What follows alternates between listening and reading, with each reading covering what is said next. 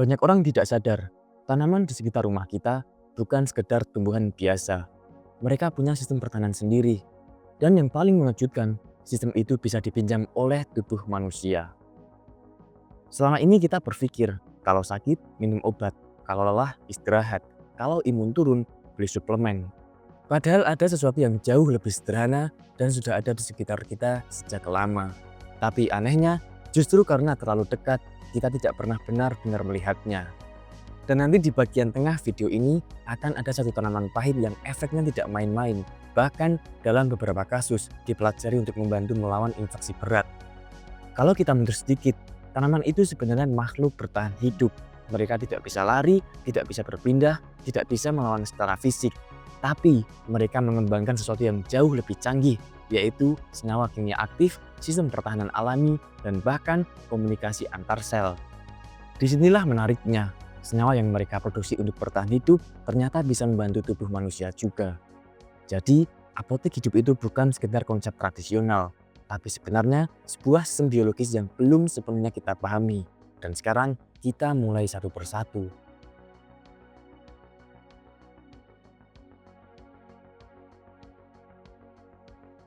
Yang pertama yaitu ada tanaman jahe.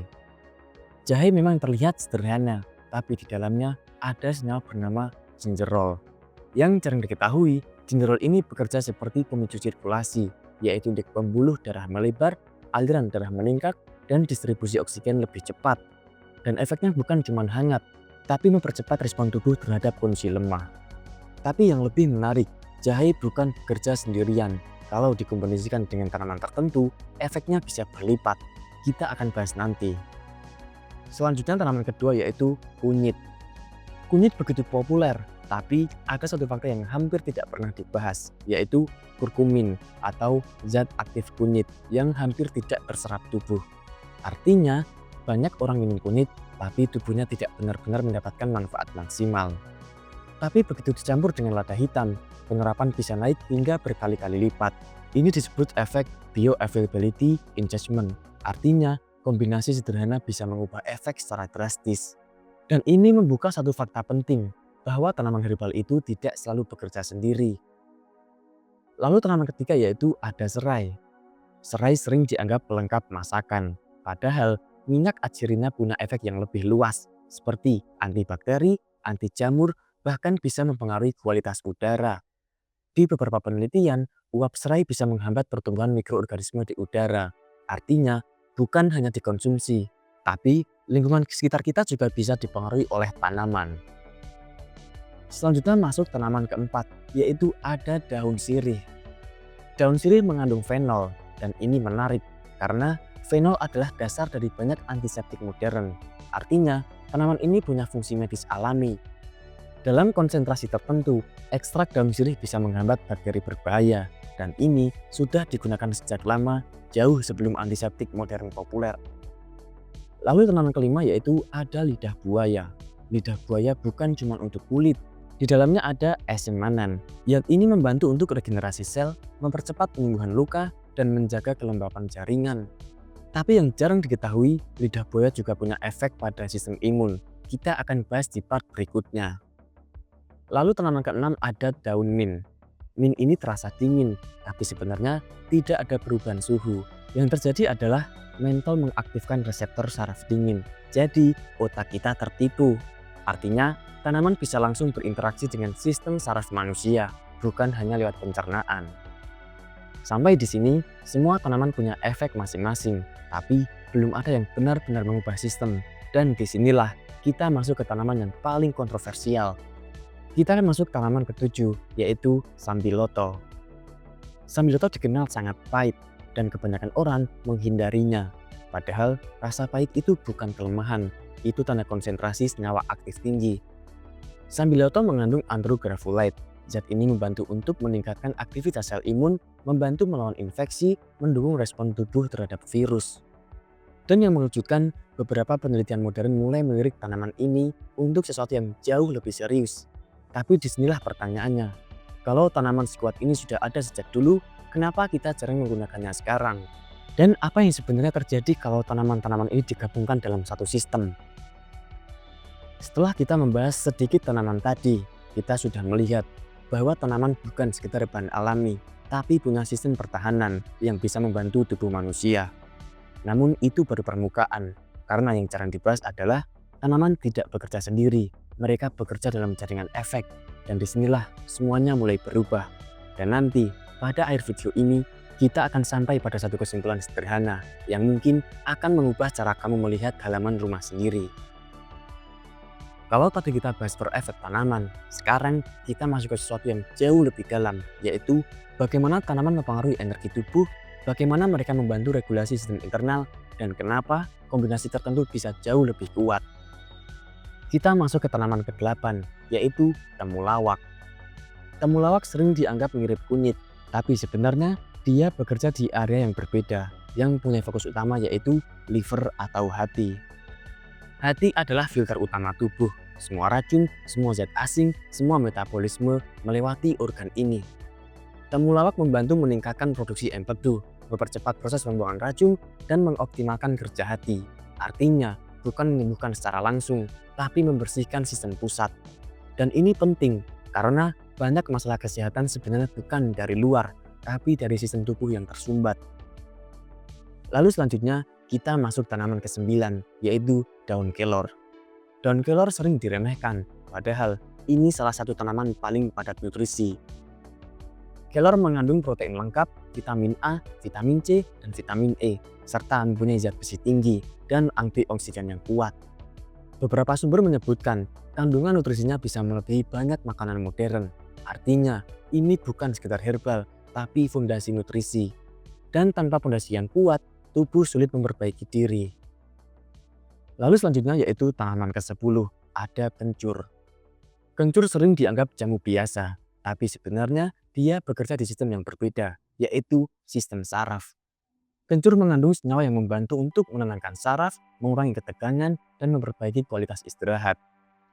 Kencur ini sangat penting karena banyak penyakit modern berasal dari stres yang tidak terlihat.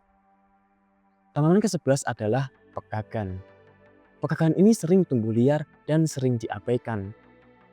Pegagan membantu untuk meningkatkan aliran darah ke otak, mendukung regenerasi sel saraf, dan meningkatkan fokus dan memori.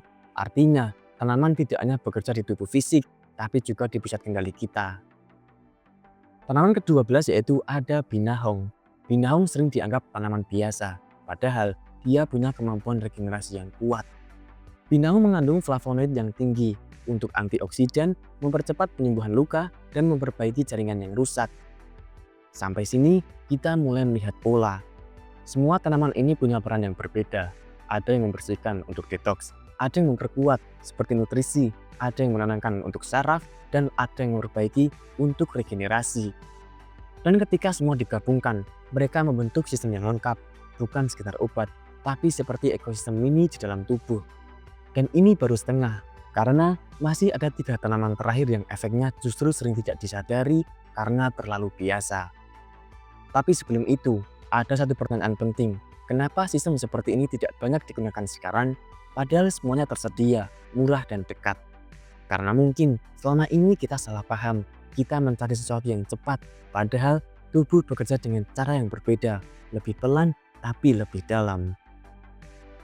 Sampai titik ini, kita sudah melihat satu persatu tanaman herbal dengan fungsi yang berbeda-beda.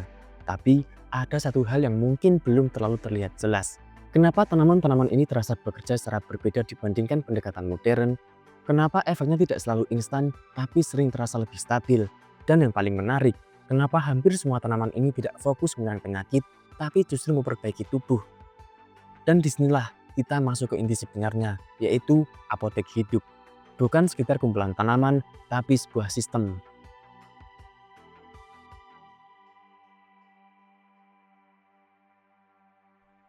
Selama ini, banyak orang melihat kesehatan seperti ini, sakit, cari obat, dan menghilangkan gejala. Tapi tanaman tidak bekerja seperti itu. Tanaman bekerja dengan cara yang berbeda untuk memperbaiki kondisi tubuh, mengembalikan keseimbangan, dan mendukung sistem internal. Artinya, mereka tidak melawan penyakit secara langsung, tapi membuat tubuh lebih siap menghadapi apapun. Dan ini menjelaskan sesuatu yang selama ini sering membingungkan. Kenapa efek herbal terasa lebih lambat, tapi sering lebih tahan lama?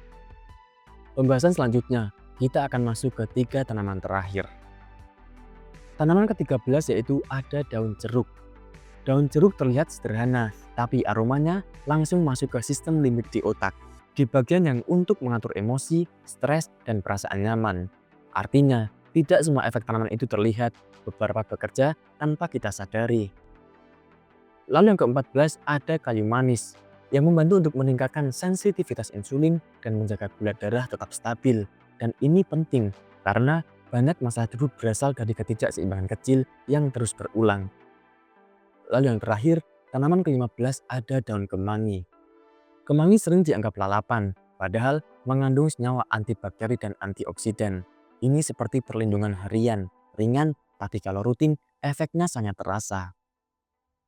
Sekarang coba kita lihat ulang, 15 tanaman tadi mereka tidak sama, tidak bekerja di tempat yang sama, tidak punya fungsi yang sama. Tapi justru disitulah kekuatannya. 15 tanaman tadi punya pola yang besar, jahe untuk sirkulasi, kunyit untuk inflamasi, temulawak untuk hati, daun kelor untuk nutrisi, pegagan untuk otak, dan pinahong regenerasi, serta sambiloto untuk imun. Kalau digabungkan, ini bukan lagi obat, tapi seperti sistem pendukung tubuh secara menyeluruh. Dan disinilah hal yang jarang disadari, tanaman-tanaman ini tidak dirancang untuk bekerja sendiri. Mereka seperti bagian puzzle yang baru terasa kuat kalau semuanya ada. Ingat di awal, kita bicara tentang tanaman pahit seperti sambiloto. Sekarang masuk akal, tanaman kuat seperti itu bukan untuk digunakan setiap hari secara sembarangan, tapi sebagai bagian dari sistem. Apotek hidup bukan tentang minum satu tanaman lalu sembuh, tapi tentang membangun lingkungan, membangun kebiasaan, dan membangun sistem alami. Dan yang paling menarik, semua ini tidak butuh sesuatu yang jauh, tidak butuh teknologi mahal, tidak butuh bahan langka, karena sebagian besar sudah ada di sekitar kita. Mungkin yang berubah bukan tanamannya, tapi cara kita melihatnya. Yang dulu dianggap tanaman biasa, gulma, dan pelengkap, ternyata punya peran yang jauh lebih besar. Kadang yang paling kuat justru yang paling sederhana, dan yang paling dekat justru yang paling sering kita abaikan. Sekarang coba lihat halaman rumah kamu, bukan sebagai tanah kosong, tapi sebagai sumber makanan, sumber kesehatan, bahkan sistem perlindungan alami. Dan mungkin tanpa kamu sadar, apotek hidup itu sudah ada di sana. Kalau kamu baru sadar sampai di sini, coba tulis di kolom komentar, ternyata sedekat ini. Karena jujur, banyak orang menyadarinya setelah benar-benar memperhatikan.